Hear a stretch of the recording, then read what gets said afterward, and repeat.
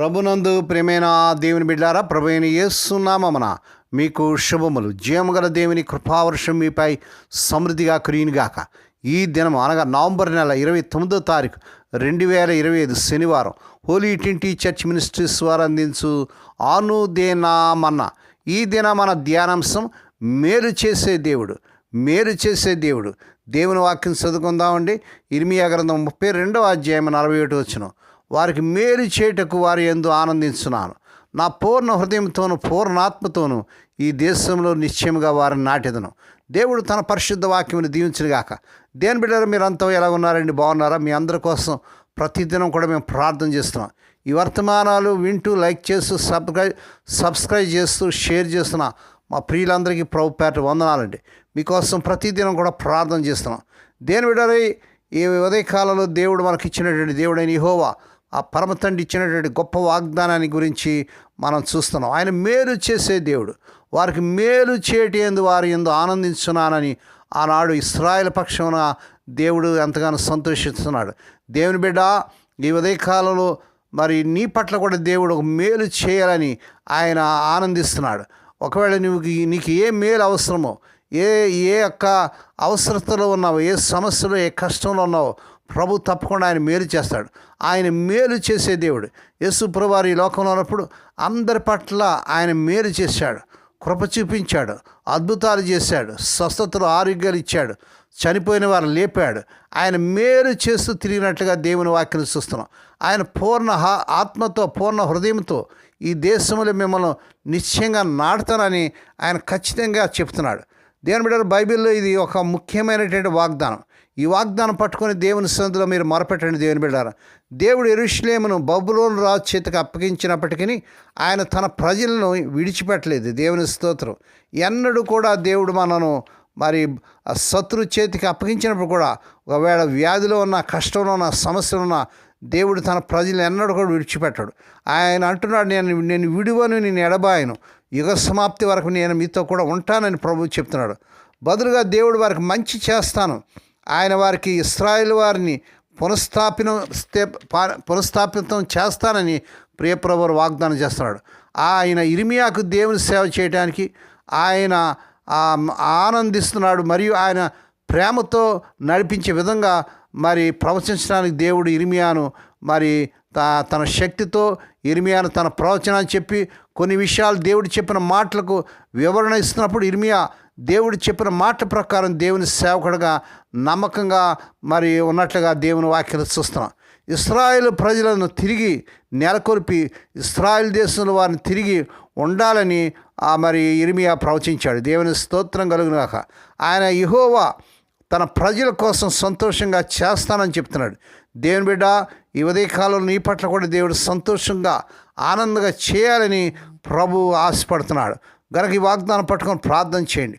బబులోను రాజు చేతికి అప్పగించాడు ఇశ్రాయేల్ని. దేవుడు యెరూషలేము బబులోను రాజు చేతికి అప్పగిస్తానని ఆ ఇర్మియా 32వ అధ్యాయం 41వ వచనం చూస్తున్నాం.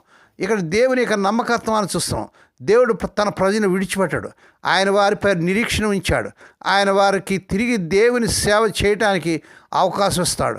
మరలా వారిని పునఃస్థాపితం చేస్తాడంట.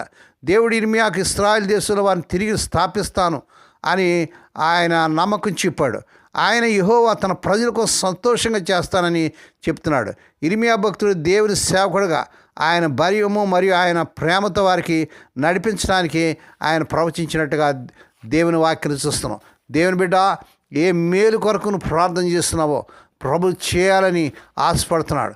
ఏ మేలు కొరకు ఇంతవరకు నువ్వు ఎదురు చూస్తున్నావో ఆ మేలు చేయడానికి దేవుడు సిద్ధంగా ఉన్నాడు. ఆయన పూర్ణ హృదయంతో పూర్ణాత్మతో నిశ్చయంగా వారిని నాటిదనని చెప్తున్నాడు.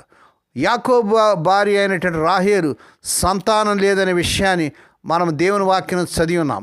యాకోబు తను ఎంతో ప్రేమించిన ఆమె సంతానం లేమి ఆమెలో భయం సృష్టించాను.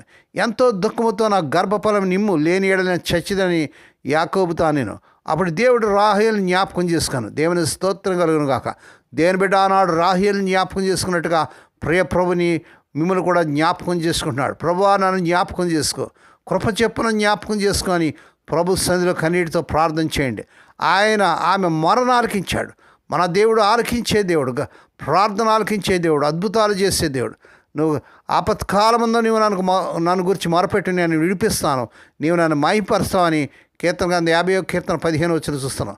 కనుక ఆనాడు రాహేలు మొర్రను ఆలకించి గర్భం ధరించడానికి ప్రియ ప్రభు సహాయం చేశాడు. అనగా అసాధ్యాన్ని సాధ్యం చేయగలిగేటువంటి గొప్ప దేవుడు. ఆమె అతనికి యోసేపు అని పేరు పెట్టింది.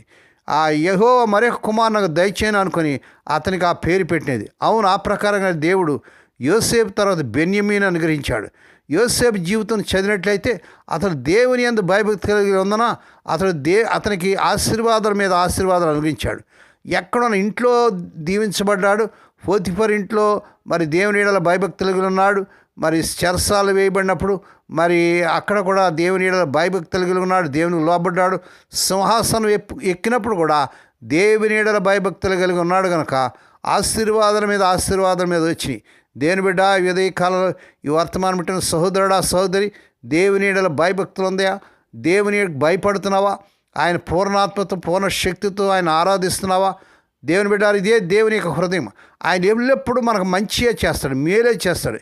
యేసేపు వలె మీరు కూడా దేవుని వ్యతిరేకంగా నేను పాపం ఏ విధంగా చేయగలని దేవుని యందు భయభక్తులు కలిగినట్లయితే నిశ్చయంగా మీ యందు ఆనందించి ఆయన మీకు మేలు చేయను. పూర్ణ హృదయంతోనూ పూర్ణ ఆత్మతోనూ మీ దేశంలో ఆయన మిమ్మల్ని నిశ్చయంగా అభివృద్ధిపరుస్తానని ప్రియ ప్రభు వాగ్దానం చేస్తున్నాడు. దేవుడి ఈ వాగ్దానం నెరవేర్పు కొరకు దేవుడి ప్రార్థన చేయండి. దేవుడు తప్పకుండా మీ పట్ల మేలు చేసి అద్భుతాలు చేస్తాడు. ఆ రీతికి చేటుకు పరిశుద్ధాత్మ దేవుడే మీకు సహాయం చేయను గాక. దేవుడి మాటలు దీవించునుగా. ప్రార్థన చేసుకుందాం. పరిశుద్ధమైన మా తండ్రి, నువ్వు మేలు చేసే దేవుడు నాయన, అపకారం చేసే దేవుడు కాదు ప్రభా. మేలు చేస్తూ ఈ లోకంలో ఉన్నప్పుడు మీరు తిరిగారు ప్రభా. మా తండ్రి, ఆనాడు ఇశ్రాయేలు పట్ల మేలు చేయడానికి ఆనందిస్తున్నట్టుగా, అవును తండ్రి, ఈ వర్తమానం వింటూ మరి నాని ప్రార్థనలో పాల్పొంపులు పొందిన ప్రతి బిడ్డ పట్ల నువ్వు మేలు చేయడానికి సిద్ధంగా ఉన్నావు ప్రభా. పూర్ణ హృదయంతో పూర్ణ ఆత్మతో దేశంలో నిశ్చయంగా నేను నాటిదని ఇర్మియా భక్తుల ద్వారా మీరు వాగ్దానం చేస్తారు నాయన. ఇదిగో ప్రభు, ఈ ప్రార్థనలు ఏకమిస్తున్న ప్రతి బిడ్డ పట్ల ఏ మేలు కోసం ప్రార్థన చేస్తున్నారో నాయన, ఏ అవసరతలో, ఏ కష్టంలో, ఏ సమస్యలు, ఏ వ్యాధి బాధలో ఉన్నారో, పిల్లల వివాహాలు కాక, ఉద్యోగాలు లేక, చాలి జీతాలతో నాయన ఆర్థిక ఇబ్బందులతో బాధపడుతున్న వారందరి పట్ల కృప చూపించి వారి సమస్యలను బట్టి వారికి మేలు చేసి అద్భుతాలు చేయండి ప్రభు. నీకు వందనాలు చెల్లించుకున్నాం. ఈ దినం పుట్టినదినాలు, వాహ దినాలు, ఆయా శుభదినాలు జరుపుకున్న బిడ్డలను బహుగా దీవించండి. స్వదేశ విదేశాల్లో మరి ఉద్యోగాలు లేక తిప్పబడుతున్న ఎవరి బిడ్డలకు వారు అర్హత మించిన ఉద్యోగాలు వచ్చును గాక. మాతో వివాహం కానీ ఎవరి బిడ్డలకి ఈ నెలలో వారు కోరుకునే చక్కని సంబంధాలు కుదిరి వారి వివాహాలు ఘనంగా జరుగును గాక. నా తండ్రి, తమ ప్రియులు నిద్రించి ఆయన దుఃఖంలో వేదనలో ఉన్న వారికి కావలసిన ఆదరణ పరిశుద్ధాత్మదేవ దయచేయండి. ఆయన హోలీ టీటీ చర్చ్ మినిస్ట్రీస్ ద్వారా, ఆయా మినిస్ట్రీస్ ద్వారా పరిచయం చేసిన దీనదాస్తులను, దాస్తురాను, విధవరాను, దిక్కులేని బిడ్డలను, తండ్రి లేని బిడ్డలను జ్ఞాపకం చేసుకొని వారి ప్రతి అవసరం తీర్చండి ఆయన. ఈ దినమంతటోని బిడ్డల చుట్టూ మీరు రక్తం చేయండి. ఉదయం బయలుదేరి సాయంకాలం వారి గృహం చేరు పర్యంతం, వారి గమ్యస్థానం చేరు పర్యంతం కాపాడిన దూతలు కావలించమని, కృపాక్షేమ లేని బిడ్డలు వంట వచ్చినట్టు చేయమని, మహిమ నీకే, ఘనత నీకే చెల్లించుకుంటూ యేసే పరిశుద్ధ నామన స్తుతించి గణపరిచి వేడుకొని ప్రార్థిస్తున్నాం తండ్రి. ఆమేన్. మన ప్రభువైన యేసుక్రీస్తు వారి కృప, తండ్రి ఏరి దేవుని ప్రేమ, పరిశుద్ధాత్మదేవుని కన్యను సహవాసము సదాకాలం మీకు తోడేండి నడిపించి బలపరచునుగాక. ఆమేన్.